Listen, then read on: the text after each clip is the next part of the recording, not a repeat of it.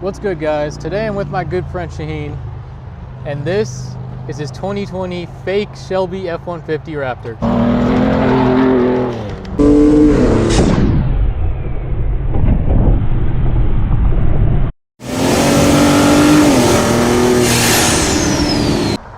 Alright, so obviously this thing is not stock, right? We got a bunch of powertrain stuff, a bunch of suspension stuff, including a few goodies from AWM. So if you look into here, it actually looks pretty similar to a real Shelby Raptor, but I think stack up? I think it has a lot more parts than a stock Shelby Raptor. But yeah, we can start with this intake. It's an Injen intake. It's the loudest one you can get for these trucks. I put these. Yep, I got these bags for it for dust and water if it ever rains, just so it's safer, no water gets in there. Little intake condom. Have to cut that.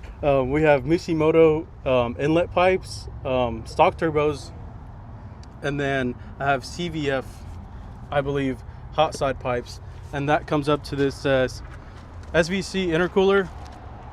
I have nice. Stock blow valve, and then if you look closer, there is a BBK Throttle Body with a full race spacer. I'm not using the spacer currently, but you can run, I'm assuming, meth, perchance, right? Meth, or with something. the throttle body on it. Yeah, it just has a port in it that Yeah, you could probably run meth, or we could blow it up with some nitrous. Probably. I blocked it off because I'm not using it just yet, and I don't plan on using it. And then what you don't see is there are some full race turbo adapters and catless downpipes. I think we could see that a little bit down here. You probably could see it from over there. Maybe. This has a custom 93 goose tuned and a COBB TCM, which is shout out to Goose Tune, one of the best tuners for these.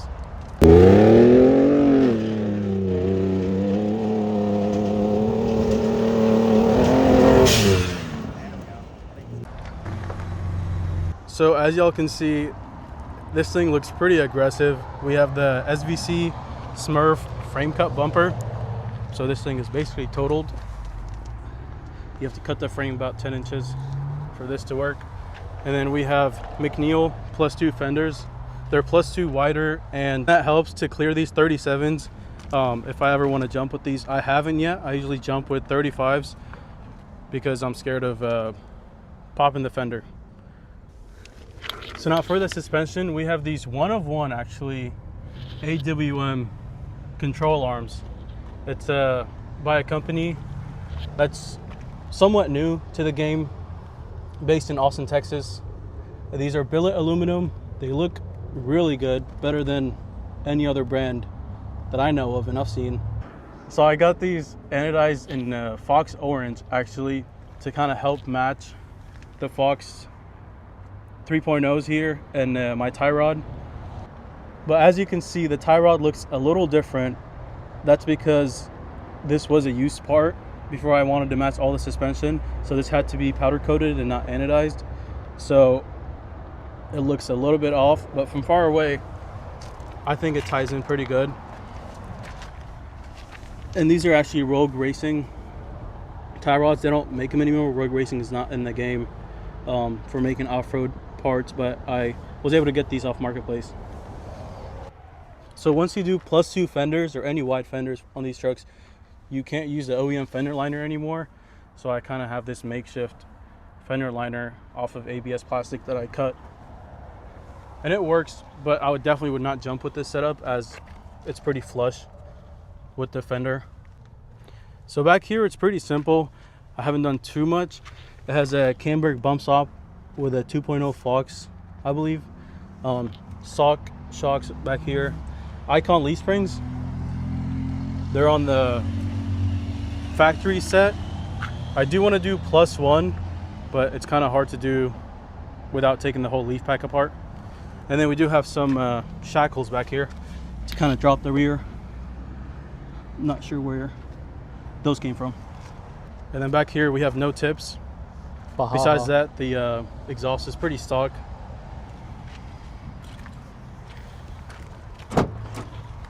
In the bed, we have some bed mounts.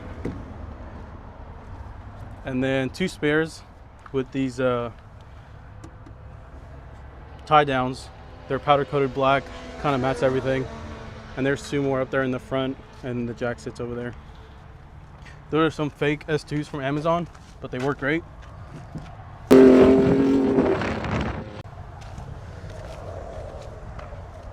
And then we have some Billet bed mounts for whatever sub, but I haven't put anything back here yet.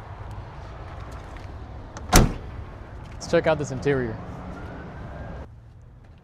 We got suede, I believe Recaro Raptor seats, right? Are these Recaros? Yes, they are indeed Recaros. Blue suede, and again, don't sleep on Alibaba. China Baba, good old China Baba. How much did you pay for this thing? 400 bucks with the airbag. Custom, right? You spec'd it out yourself? Yeah, spec'd it out to kind of mask the seats and the stitching, because there's stitching that goes all around the dash and center console for the Recaro option. Yeah, you really can't tell like that this wouldn't be something OEM almost. I mean, real carbon, the stitching super clean. Oh, super tinted too. But all right, should we check out how it drives? This thing looks pretty good, but does it really drive like a Raptor, Shelby? Let's go see.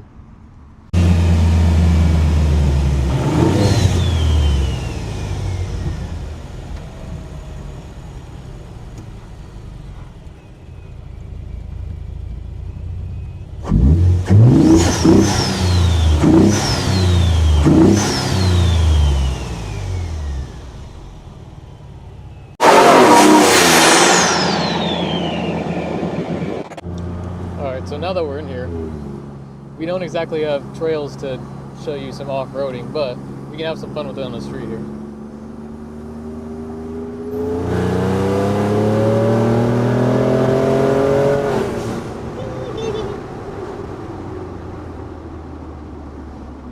So has this thing won some races or what?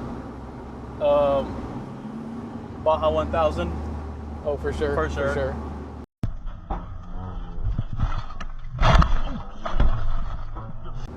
No, in reality though, like you have taken this to some events, right? Yeah, we take this thing up to Dallas, Eagle Canyon. We've been down at Cycle Ranch, that's in San Antonio. We're about to go to Domo this weekend, that's in Gatesville, Killeen area. So a lot in Central Texas. Okay. But this is all we have around here. It would be nice to go down to El Paso and hit the desert, but that's pretty far away. That would be great. If you do that, invite me because I want to see it. All right, Chad. But how would you say this thing compares to the mid-travel Raptors over there at the big Raptor events? Oh, this is nothing. In real terms, this is nothing compared to what they have out there.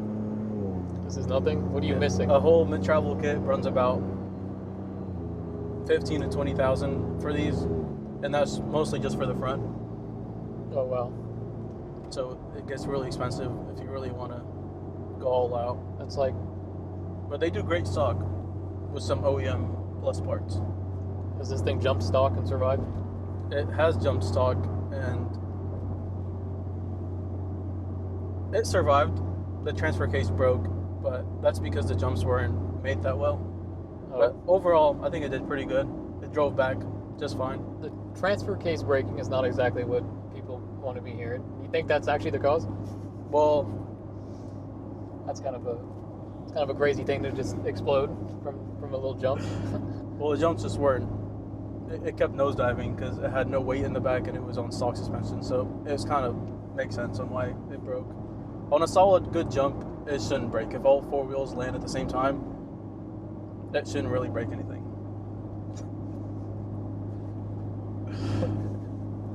It survived this long, right? You've done a few events. Oh yeah. Only one transfer case. Only one transfer case. You really got to take the jumps as fast as other people tell you to do that have jumped them before. Okay. If you do that, back is still intact, not broken from all that. back is still pretty good. All right. It's pretty good. So we didn't mention it before when we were under the hood, but how much power is this making? This should be making around 600, 650 crank horsepower, and maybe around there on the torque. It hasn't been on a dyno yet. I don't really plan on to. It's not really what these trucks are for, but it's pretty quick. I've gone to 0 to 60 with 35s at 4.49 seconds, which is really good.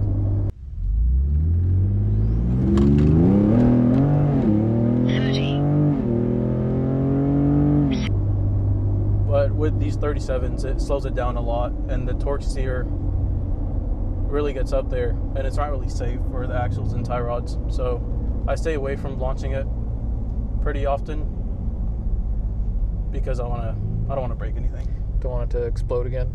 No more transfer cases? Yeah, no more transfer cases.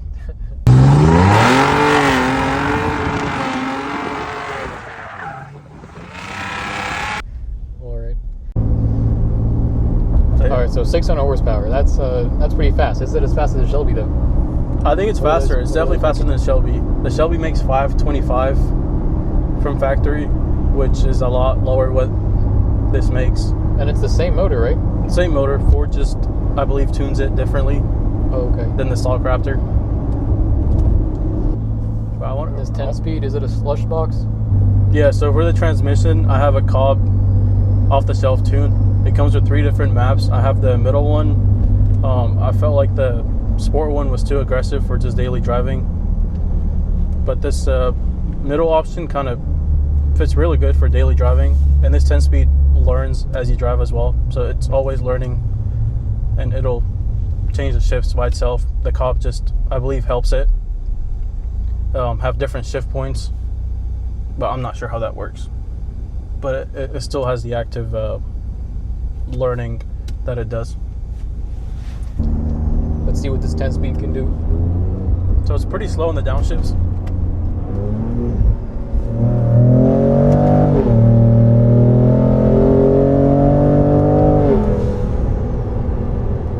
But I think it moves. Definitely moves. The 10-speed on this feels pretty good. It's quick. I wish there was a little bit of a brap though. Can't lie. I do wish that too. Maybe Goose can help us out here. Shout out Goose with a custom transmission map. That would be great, wouldn't it? Sponsor us, please. All right, so we arrived at the grub spot, but I don't know. Can we say that this is better than a real Shelby Raptor? I think so. I think it's safe to say that. The audience can be the judge here. Yeah, you guys be the judge. Let us know. But I'm going to show some more clips of this thing running in the dirt, and but yeah, that's the video. Racing Scat Packs. Yeah, racing Scat Packs. Scat Packs get walked here.